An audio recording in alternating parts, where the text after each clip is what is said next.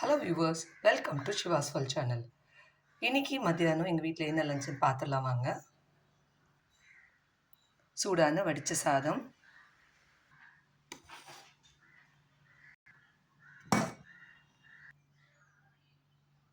வாழைத்தண்டு கூட்டு, பாசிப்பருப்பு போட்டு கூட்டு பண்ணியிருக்கேன்,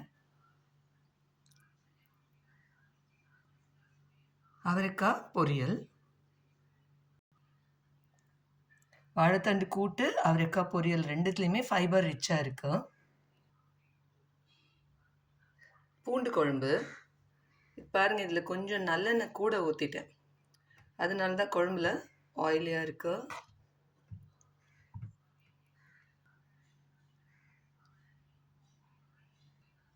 வீட்டிலே ஒரு ஊற்றின தயிர்.